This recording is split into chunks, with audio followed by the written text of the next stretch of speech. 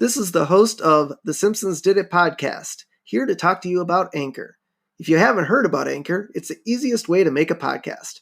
Let me explain. 1, it's free. 2, there's creation tools that allow you to record and edit your podcast right from your phone. Anchor will distribute your podcast for you, so it can be heard on Spotify, Apple Podcast, and many more. You can even make money from your podcast with no minimum listenership. It's everything you need to make a podcast, all in one place. Download the free Anchor app or go to anchor:/FM to get started.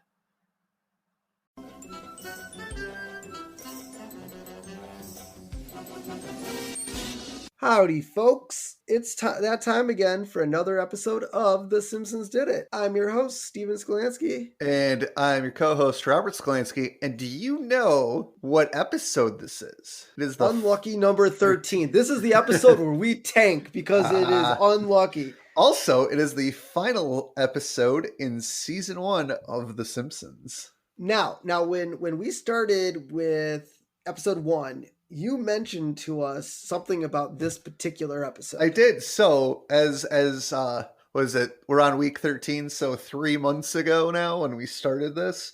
I mentioned that Simpsons Roasting on an Open Fire was not meant to be the series premiere. The episode we're covering today, Some Enchanted Evening, was supposed to be the series premiere, and the reason it wasn't was they were having animation issues, and we will get into that when we do our closing thoughts, because I did read some interesting tidbits about this episode. So as we go through this episode, remember, this was supposed to be the very first Simpsons episode. Which, and we'll probably go over it. God, I mean, this was not, like, I swear, if this was the first episode, I don't know if I'd want to continue watching. I mean, we'll get it in the final thoughts, but my God, this was a dark episode. It was great. I loved it. Yes, but all right. So first up, episode name, Some Enchanted Evening. Air date, May 13th, 1990. Now, can't remember. I mean, this season was a little bit odd because of pandemic and whatnot, and I think it ended in April-ish. Okay. But I can't remember if I think most seasons of The Simpsons did last into May. Oh, yeah. But I think they shortened them up a little bit. I don't know if it's just hiatuses are changed nowadays and stuff like that. But well, a majority of shows end in May because of the old rating system where pretty much they had people have notebooks and they would write down, and the rating systems would always be in November, February, May, and July. But now with the way television is going and they changed the rating system where basically TV stations can get the ratings the very next day in most places. So That's the reason why most shows had their season finale in May. It probably has changed a little bit because of the way we watch TV and, stream stuff. All right. So quick recap. Homer and Marge leave the kids with a sitter who's on America's Most Armed and Dangerous. And so this has been bugging me for the last 11 episodes. The ad on the bus, I always wanted to know what it said. And the ad on the bus says, "Can't get enough of that wonderful duff." I was wondering, how fast is that bus driving down the road that you were able to pause right on that? Oh, no, it took me several attempts to get that. Several attempts. I mean, good work. I mean, I don't think I ever thought there was an ad on the bus. I mean, obviously there's ads on buses, but I never thought.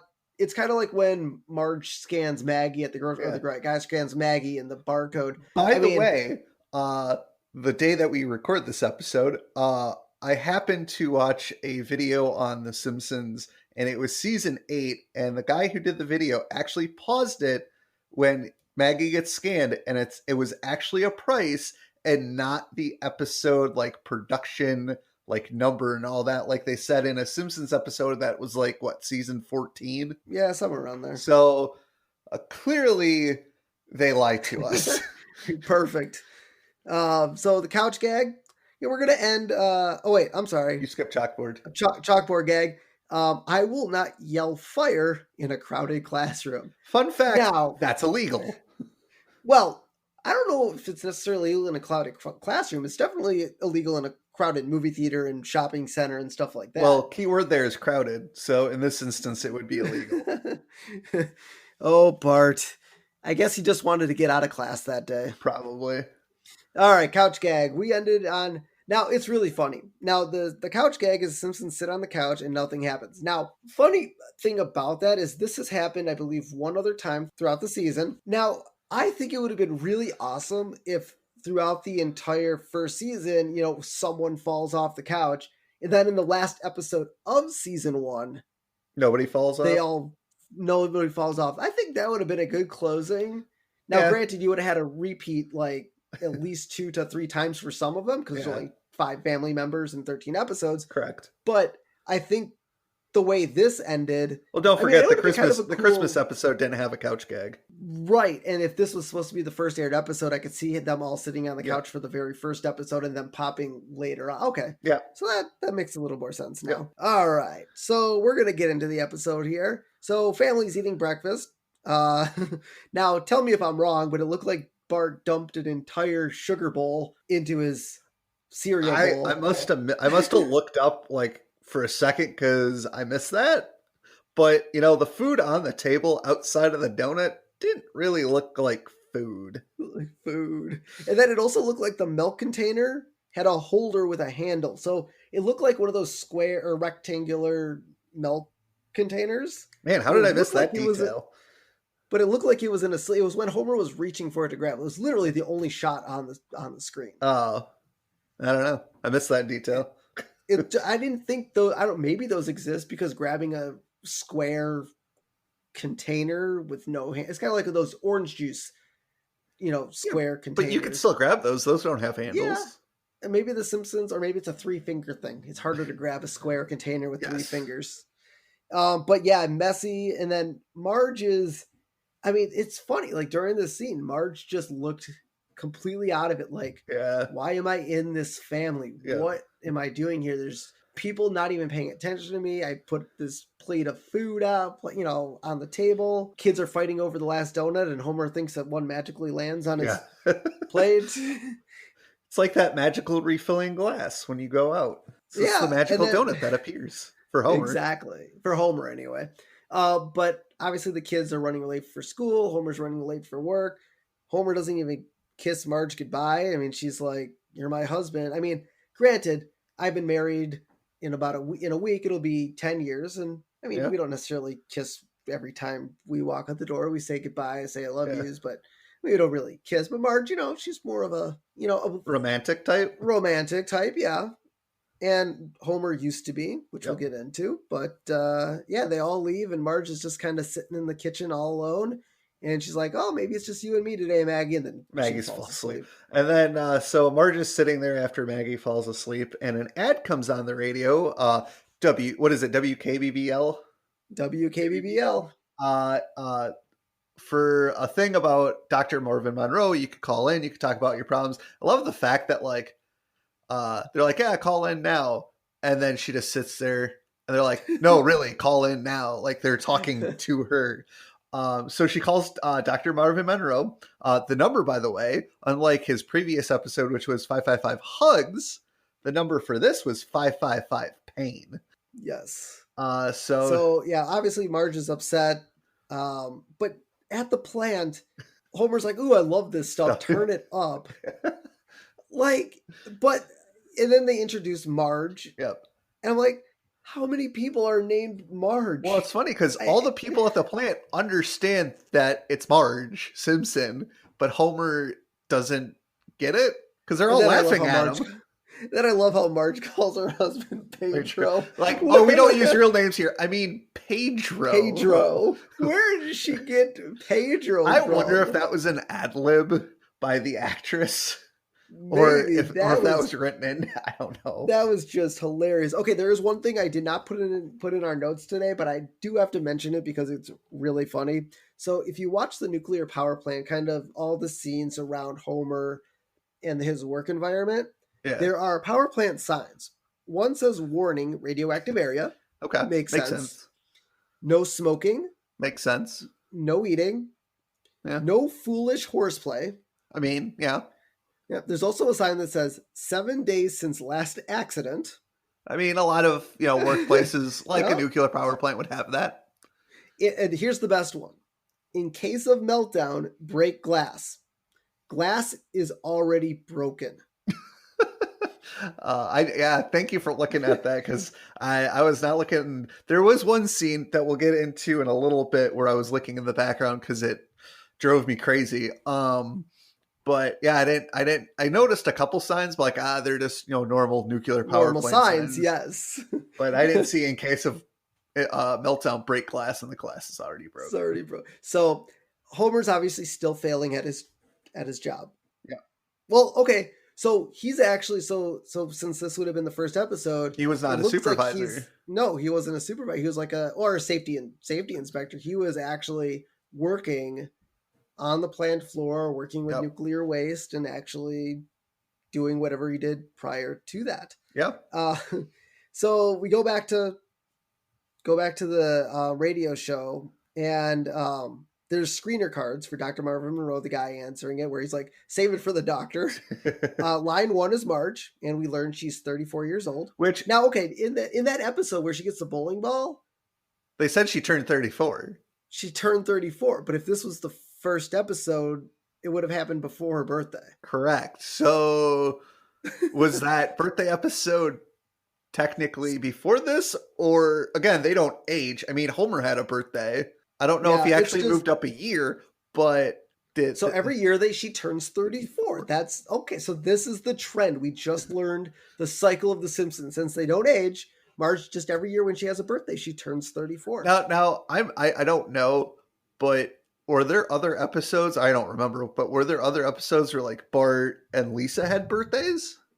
I don't know, but we're definitely looking into that. So next to Marge's name, it says another unappreciated housewife. So clearly this radio station, I mean, it plays in the morning.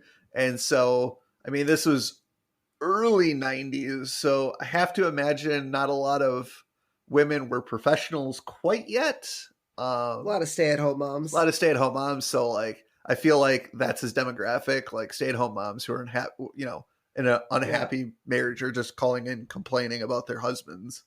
Yep. And then I like on line 2 is Paul C, I guess, 41, nail biter, not his own. I think I would have rather heard his call. Yeah, let me hear that call, because we already know what Marge's problem is. I want to hear about this guy.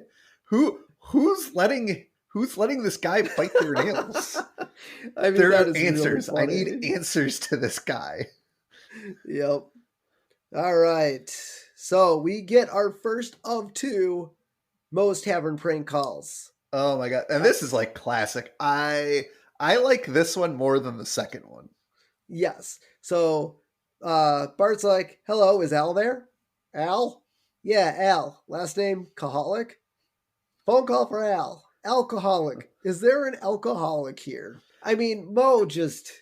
And then I actually didn't put it in these notes, but I do remember what Moe calls Bart, not knowing that it's Bart. He calls him a yellow belly rat jackass. Yes. I didn't write that down either. I was going to, and then I didn't. I wrote it down, but I didn't write it into our notes. And I was like, I heard that. I'm like, I mean, I think there's one other episode where they said hell or damn or something, but jackass, I was like, I mean, granted, this is prime time. You're allowed to say it, but like, oh man.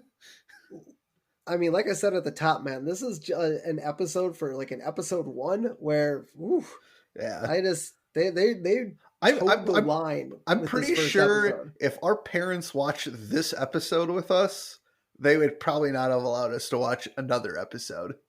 Yep. So Homer is, he's down on his luck. He's at the bar, and they're having a conversation. And Moe, it's amazing Moe's relationship advice for this one. It's kind of amazing that he came out with it. But he's like, Homer, you're a pig. Everyone here is a pig. Everyone at the bar's the pig. Barney's a pig. Larry's a pig. Didn't Moe though say that he's more of a pig than Barney is? Yes. Moe must have never been to Barney's apartment. Correct. So after that, Homer's like, okay, you know what? I'm gonna do this. So Homer goes to the flower shop, gets one rose because he's He, cheap. but so here's the other thing, and maybe like, and we'll get into who actually voices Mo when we get into the final thoughts, because I don't want to give it away right now. Uh, but is Mo's voice slightly different in this episode compared to like even in this season or like later episodes? I feel like it's a little higher pitched, like a little bit more nasally. Maybe. But I we'll don't get know. it. But we're gonna get into who actually voices Mo and what happened there in our final thoughts because I want to continue with the episode. Yeah, go on.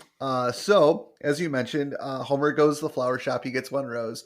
So we go back, and Bart is like, "Who skips meatloaf night?" Now, granted, I do love me some good meatloaf, but so Homer gets home. Oh no, not yet. So we see him in the kitchen. Marge is just like angry and upset. And we go to the hallway.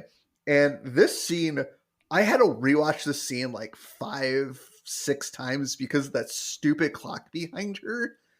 Well, that's what I mean. I wanted to know what the time said, and it started at 5:30 when he got when he got there. So yes, it started at 5:30. So the first time you see the clock, it is slightly past 8:35. It's like 8:37. And the kids come in and they're like, "Hey, mom, are you going to feed us?" And she just turns around and like growls at them. And they're like, "All right, all right." So then uh, they cut out, like she's still looking outside. It's still the same time. They cut to black. They come back. You see a shot of the outside of the house. You cut back into the house. And now the clock is like 8:32. So like it went back 5 minutes. And then Yep. and then Marge is like having her rage, and like the background turns blue, and you hear Dr. Marvin's Monroe's voice, like saying Homer's a horrible person, and like the phone, and like the face of the clock changes, and then you come back. She's like, I don't know if it's like she calmed down or like the whole like thing ends in her mind, but during that time when she's like in a rage, it's now 9:37. Yep. And then when they're done with the rage sequence, it goes back to 8:32 or 8:37. I'm like, what is going on here? I mean, obviously, I don't know if it was a joke. I don't think it was meant to be a joke, but obviously, you have those cartoons / TV shows where every time you look at the clock, it's different or different. I mean, that's just all. No one's really paying attention to the clock. I don't think necessarily. But in this But instance, I noticed. Yes, we notice. We're the ones telling you all this, so we're gonna notice this stuff. So Homer's outside practicing what to say, and he thinks it's all stupid. But in most cases, if you're trying to say something to your wife, I mean, a lot of times it's like even the proposal. When you're gonna propose to your wife, you try to plan it, try to think of what you're gonna say, but it usually doesn't necessarily happen. It just kind of happens in the moment, and that's kind of what happened. Homer walks in and in that moment, I love you, Marge. And she's like, all the rage just kind of went out of her. She's like, oh, he is, kind-hearted soul. And now this is where it gets frustrating.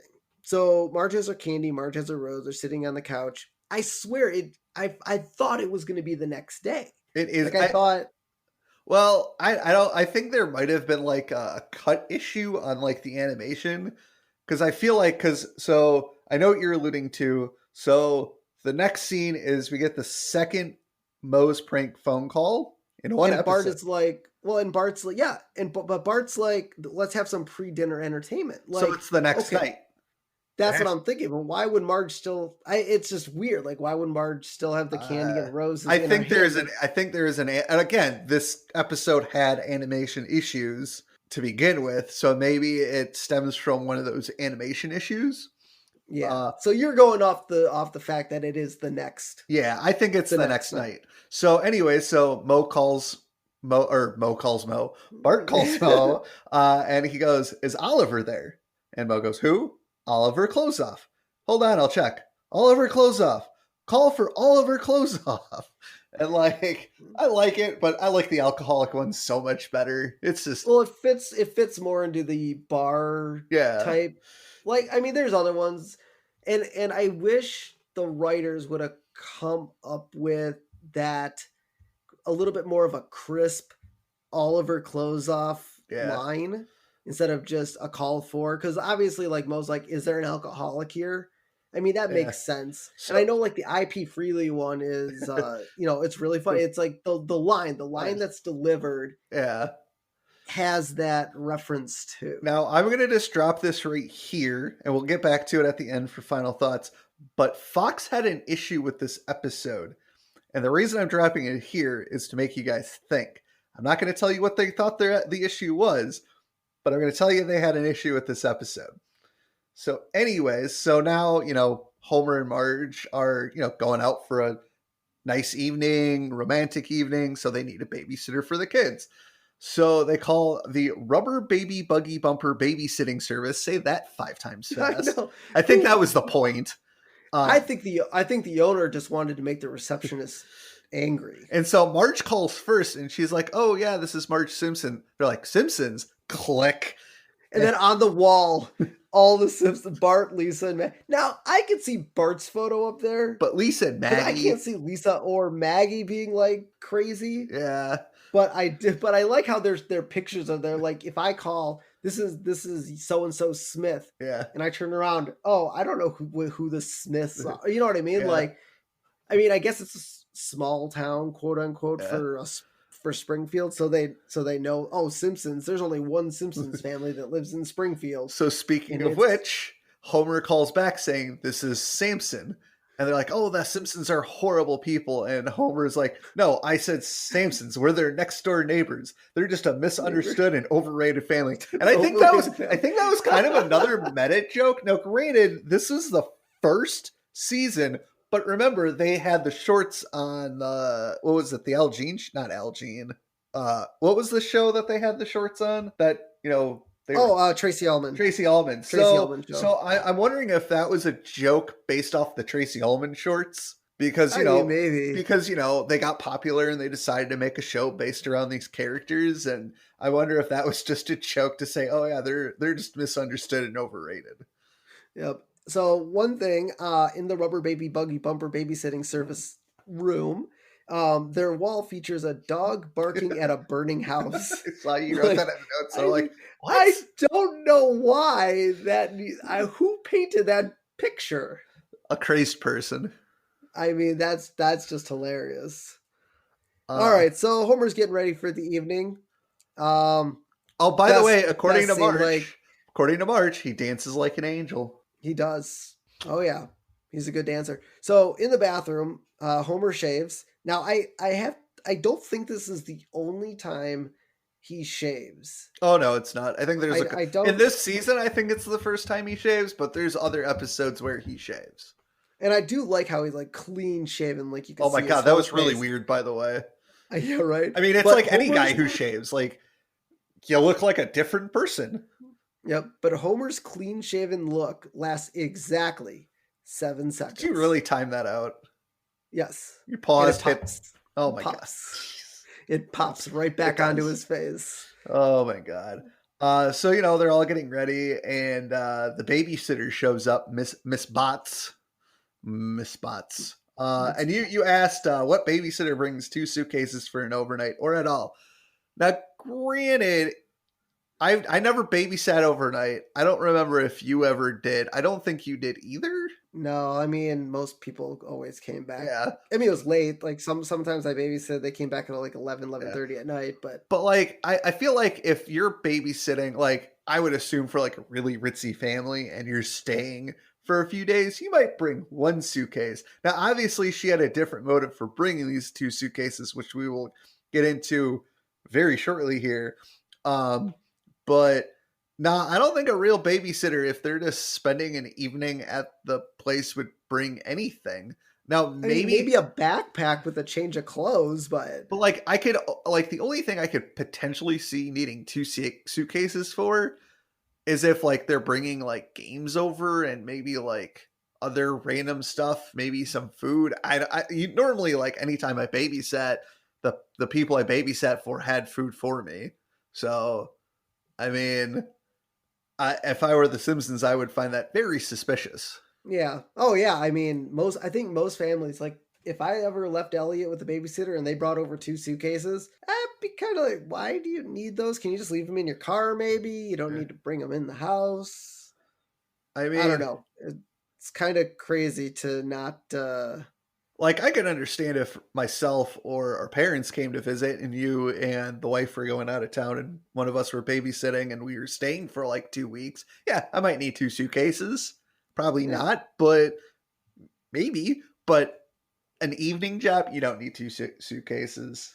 Nope. And so they get to watch the Happy Little Elves again. Yep. Well, to be fair, this would have been the first time they get to watch the Happy Little Elves. Well, no, But because they're like, oh yeah, this is their favorite movie because they clearly seen it before. I do like, I don't know if you noticed this. So after Bots puts the tape in, she picks up Maggie and all right, time for bed. And Maggie actually waves goodbye to Bart and Lisa. I don't know if you caught that. I didn't notice. Yeah, so you could see her waving by. The other thing about the Happy Little Elves is that animation is terrible because it's like the stop motion stuff. And I was just like, they bounce around. Yeah, I mean, I get it, but like, because it's the first episode of a cartoon made in the 90s. But I'm like, you could animate The Simpsons just fine. You couldn't animate a movie. Like, no, but I do like how Bart is like, we've watched the crappy Little Elves so many times. We know what happens. And so we flash to the restaurant. Homer's ordering lobster. And this is the best. They all look so tasty. But I think I'll eat that one right there. The maitre d' is like, why did you pick that? Why don't you pick one that's a little more frisky, sir? Why? Well, when you choose one that's floating upside down, it's almost defeat the purpose of selecting a live lobster. Why is the dead one in the tank at this fancy French restaurant, I guess? Well, my first question is, and I'm no scientist, and I think I know the answer to this, but why is the lobster floating? I think when something dies, it I don't know the science behind why dead things float. Well, fish float. That's true. Dead fish float. But it's a lobster. It's not a fish. I guess. I don't know. But to answer your question, why is there a dead one in there in a fancy restaurant? The only thing I can think of is it literally just died right then and there. That's the only thing I can think of. It's like, I don't want to be boiled alive. Just kill me now. The lobster took his own life. Yeah, right. I don't want to be boiled. Claw right to the chest. My buddy Frank left the other day and he hasn't come back yet. I think I know what happened. I can't stand it. I have to end it. And then they won't eat me because I'm dead. Exactly. So I do like how you Homer's works, how they afforded that dinner. Yeah, dude, he's a working based man. on the marital problem. I mean, maybe, but they were always strapped for cash. Remember, we don't know that though. This is the first episode. Obviously, we watched the other 11 or other 12, but I watched this in the context that this was supposed to be the first episode, not the season finale. But I would like to point out they do work. Now, granted, he cheaped out on the rose, but he did buy chocolates. But I mean, he probably gets paid enough where they can afford one fancy night out a month. I mean, they also had to pay for the babysitter, and we'll get to that at the end of this. Yeah.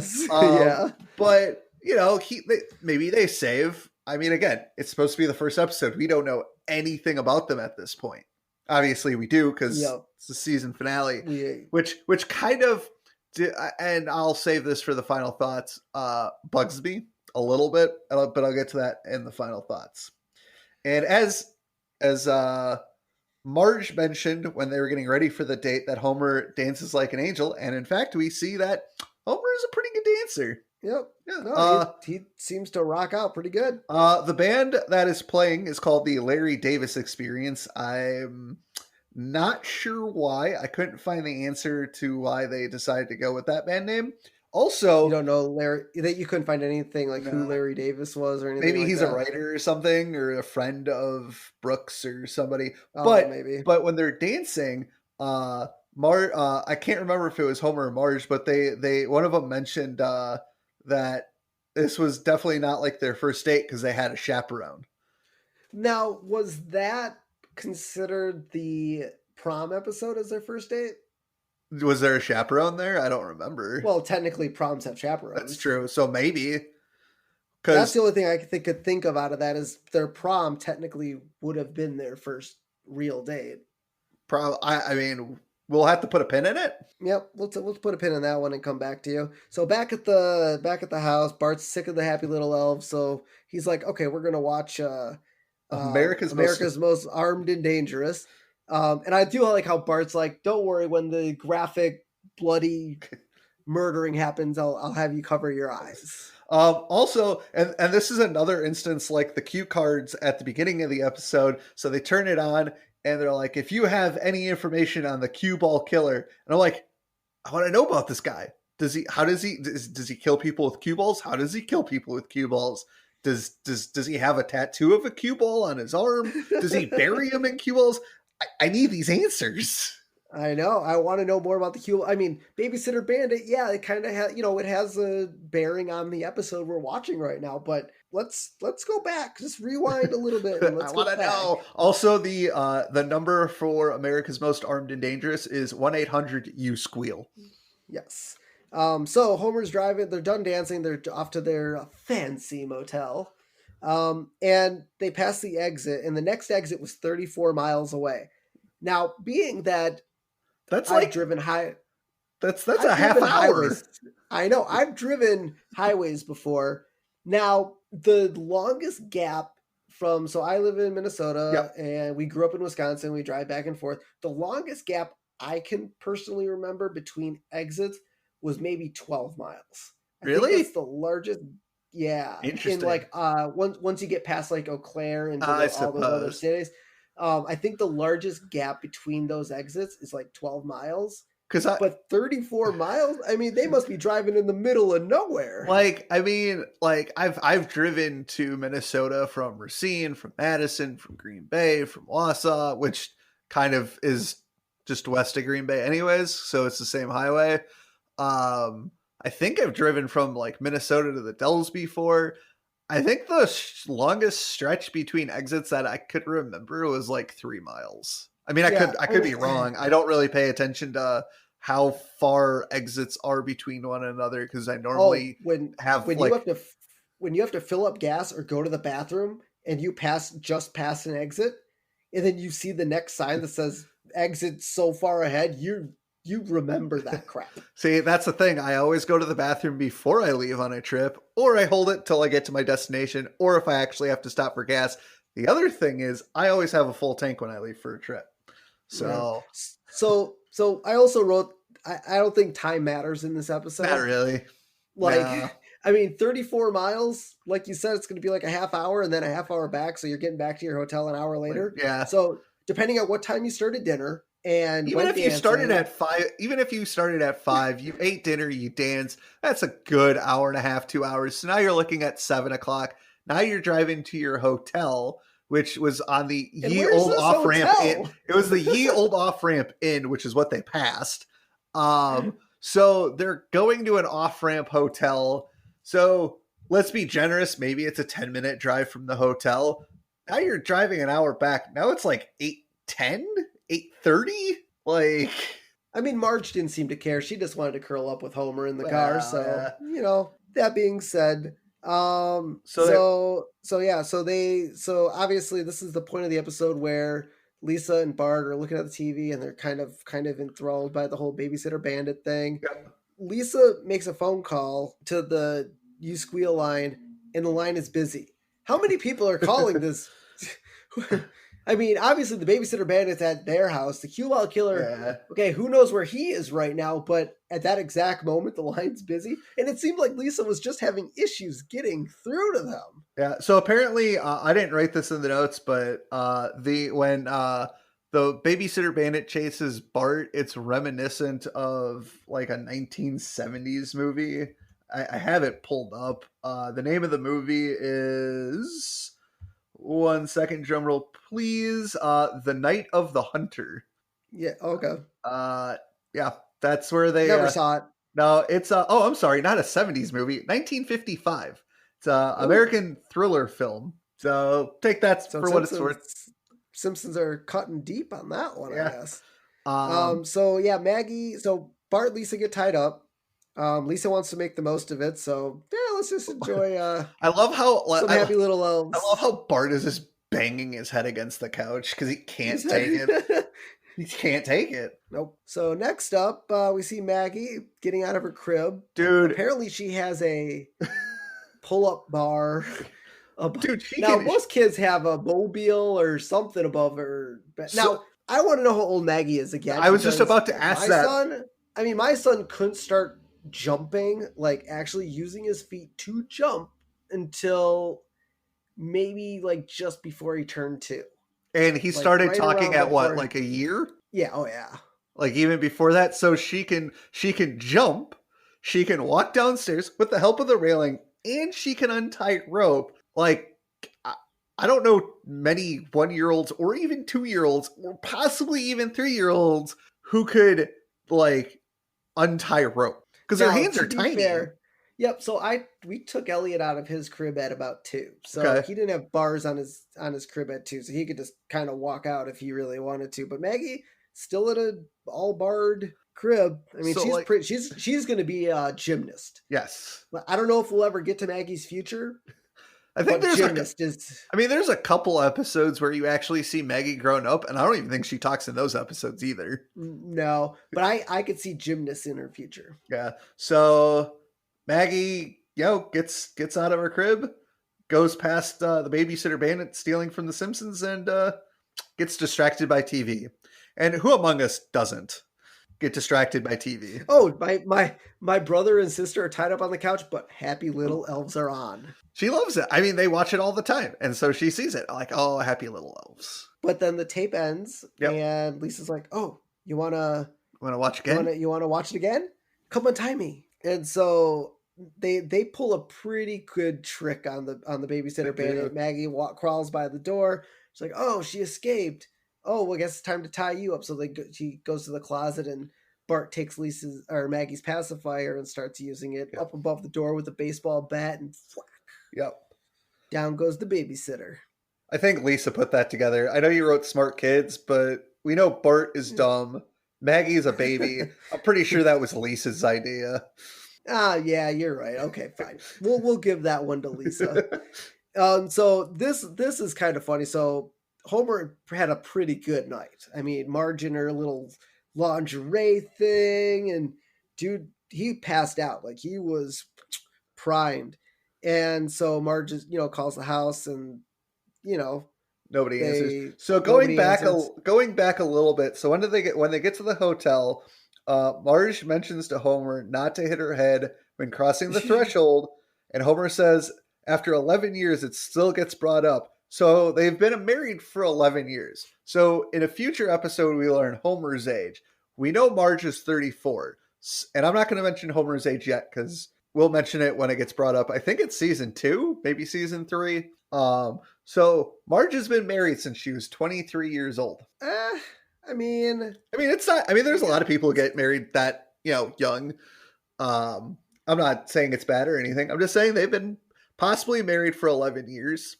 I mean, or maybe after like their second or third date, Homer carried her across the threshold for some reason.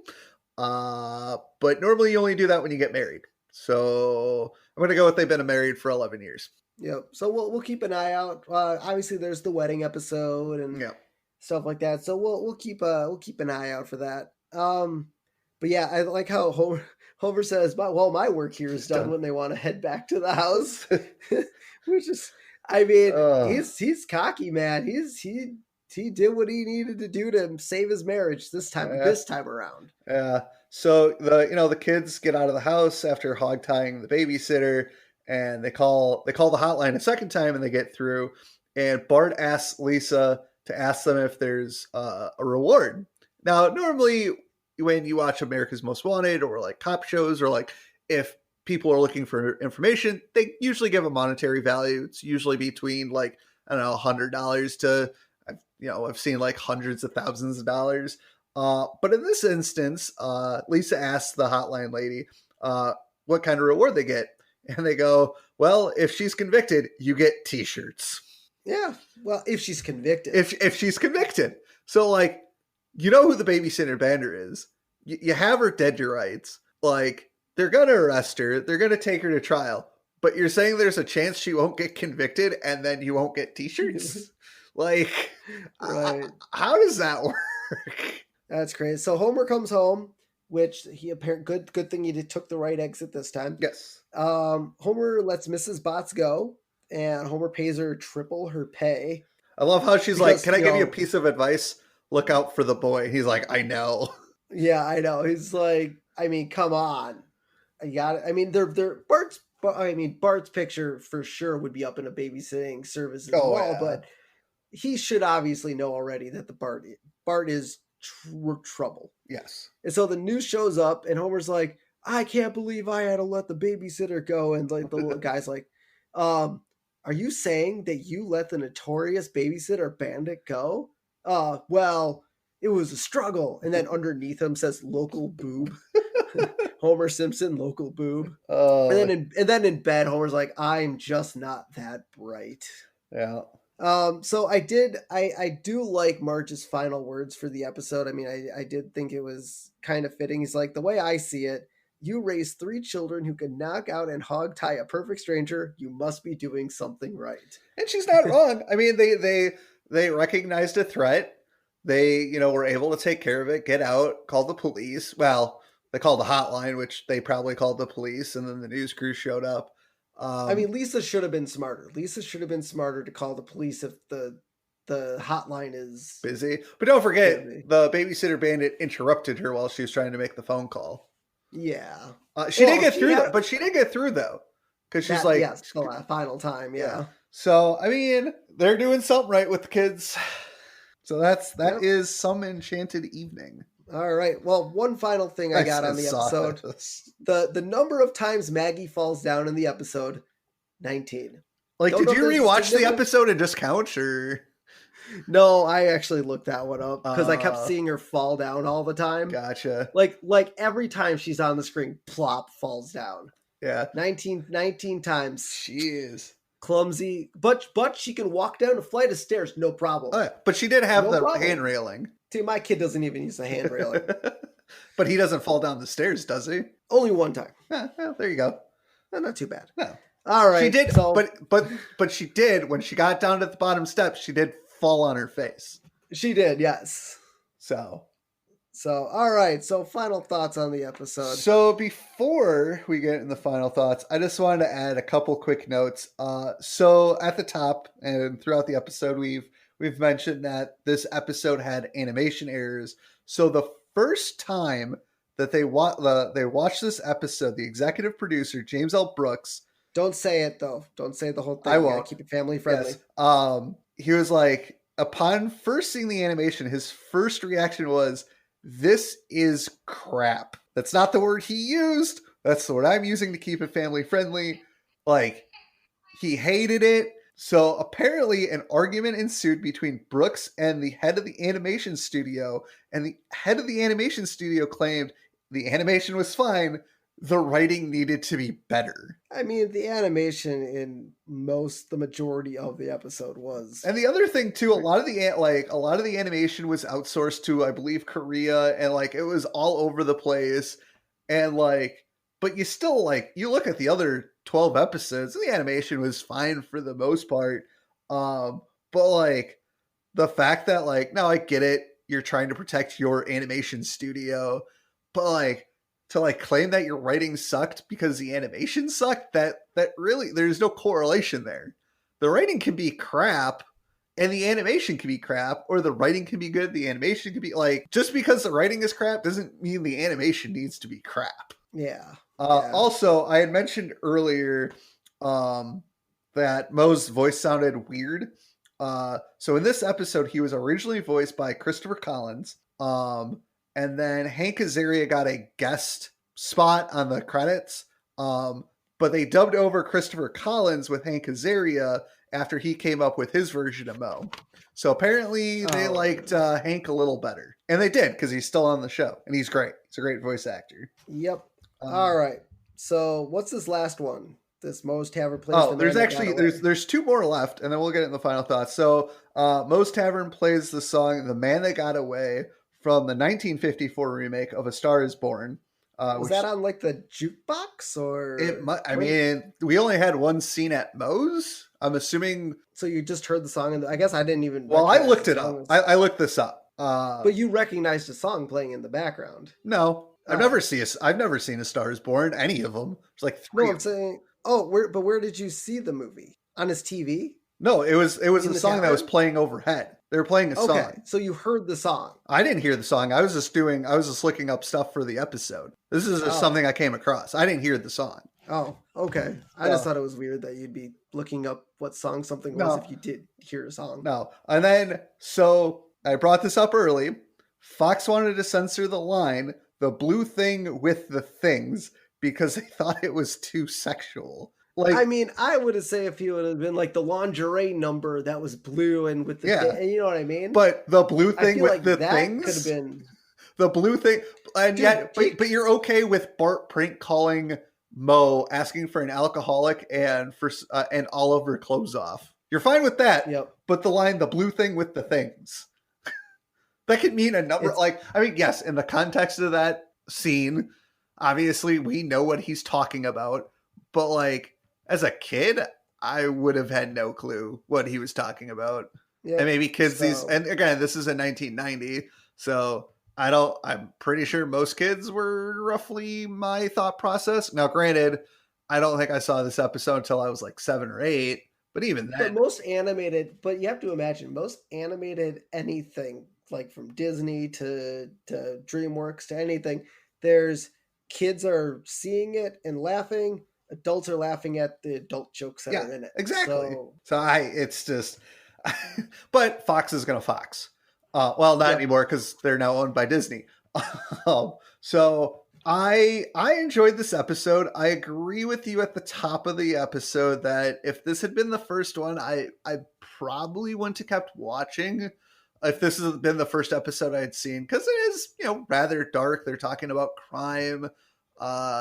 It's just. They're talking, we see the kind of the setup to like Marge and Homer having a rocky marriage, as we see throughout the entire season, which, we'll talk when we get to the final thoughts of season 1. However, there are a lot of good jokes. There's a lot of good content. The story flows pretty well. There's nothing I change about it per se.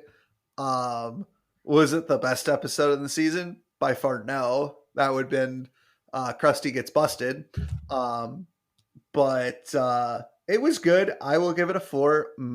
Sprinkles. I'm not as enthralled. I would give it maybe a sprinkles just because of we got 2 prank phone calls. But I'm going to go with Don't Have a Cow Man. All right. I mean, the animation kind of bugged me.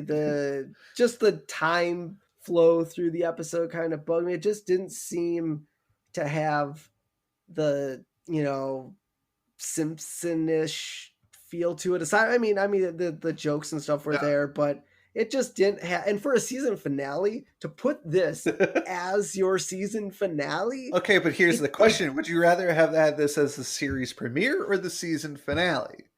I think it should have gone somewhere in the middle. Maybe after the Homer, which episode was that where he spent the night at Barney's? The Princess Jasmine. Yeah, the Princess Jasmine. Like that would have been a pretty good follow up, maybe to that one.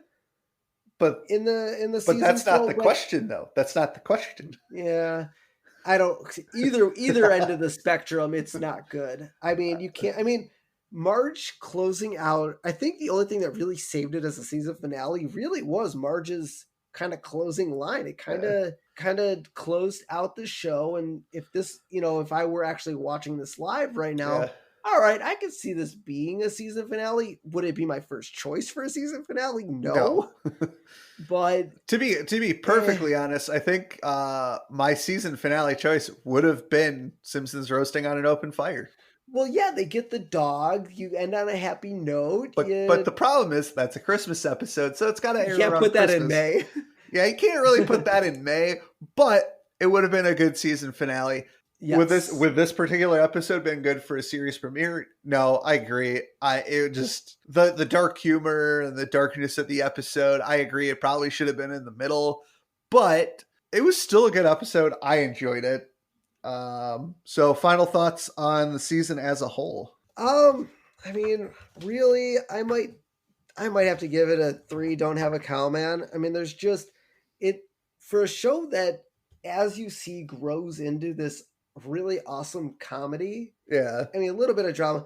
It's just this season just seemed to have so much darkness in it, like the Simpsons turmoil yeah, and just the how they went through life. I mean, even in the season premiere with the Simpsons not having the money for Christmas, and yeah. yes, it ends happily getting a dog. It just seems as these episodes went on, it just seems nothing was. I mean, I think what makes me give it a 3 is the jokes are great, the comedy was there, a lot of memorable stuff that I'm still quoting. Oh yeah, I mean, obviously you get all the first because it's the first season, but you get things like Homer's Odyssey and No Disgrace Like Home, Bart the General about war, Moaning Lisa with her being depressed. depressed. And then, I mean, the following episode, Call of the Simpsons. Okay, there's your humor again. There, it kind of Yeah. kicks in. Then you got the Tall Tale Head, which I know you didn't really enjoy. no. And then you got Life in the Fast Lane, where Marge is thinking about cheating on Homer. You got Homer's Yeah. Night Out, where he's basically objectifying women. And then then the next two, Crepes of Wrath and Krusty Gets Busted. You got some of that humor back again, and then you Yeah. kind of close it out with the Simpsons getting basically robbed down to nothing by the babysitter bandit.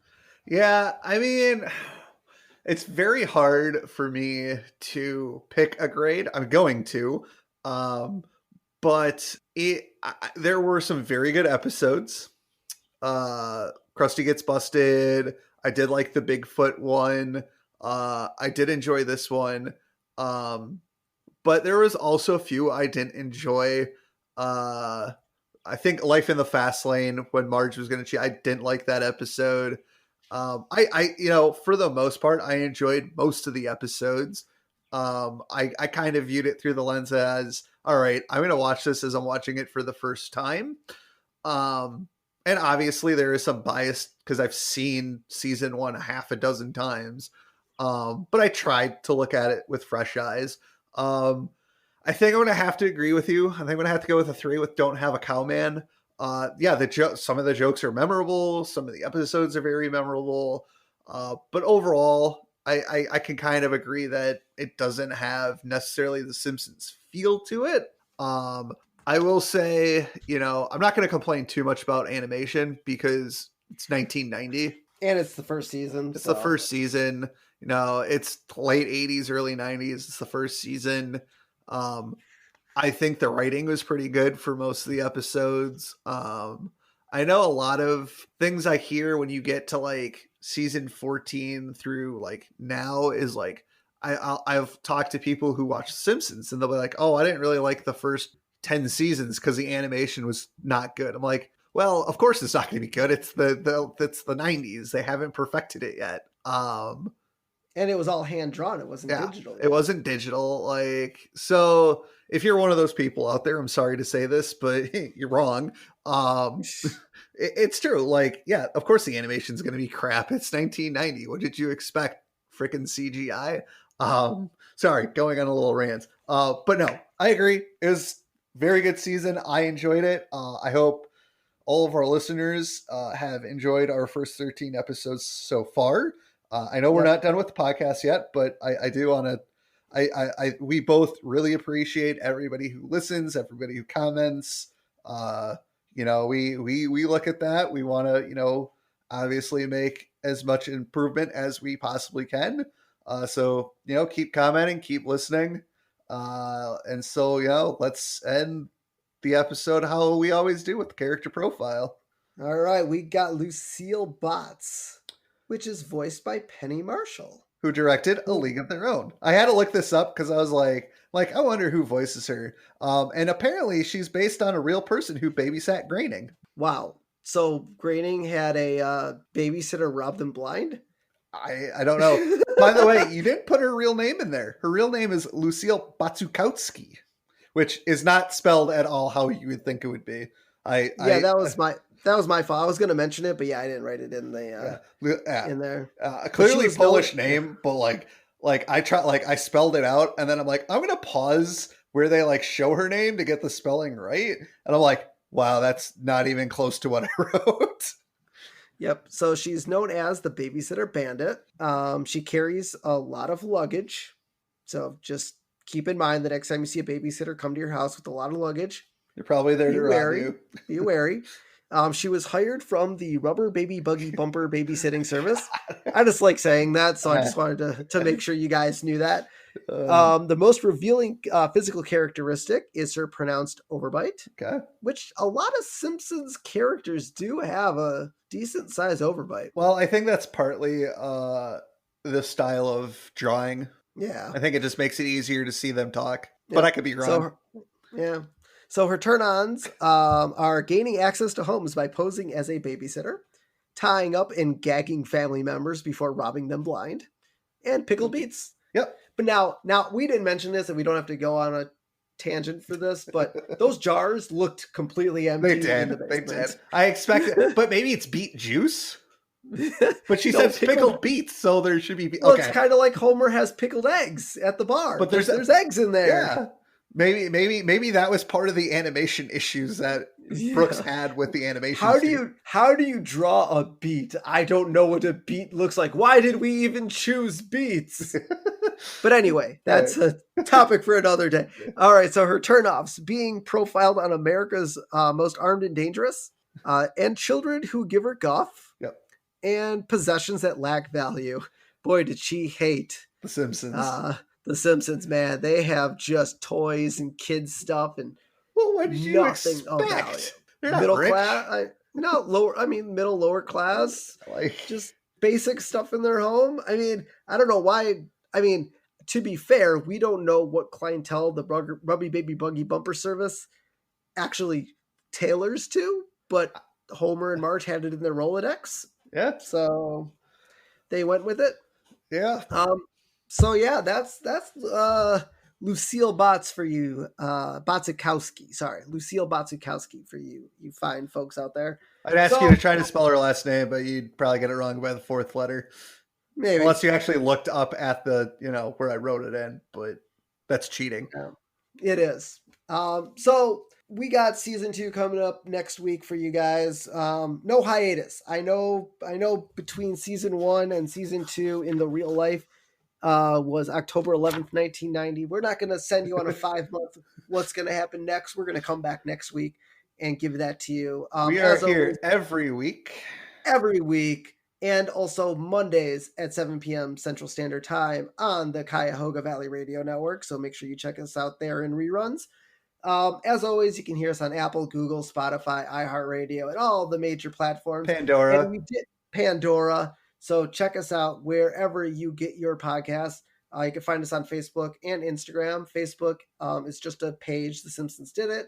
On Instagram, The Simpsons Did It Pod. And on Twitter, The Simpsons Did It PC. So make sure you subscribe there. Yeah, I don't know by the time that this airs if we're going to have it, but we're also going to try to kick off a couple of contests for our listeners. Yep. We want to keep people engaged, and we want to start getting some guests involved and you fans involved. So keep an eye out for things for season 2. So until next time, I'm Steven Skolansky. Ahoy, hoy. I am your co-host, Robert Skolansky. And as always, this has been The Simpsons Did It. Shh.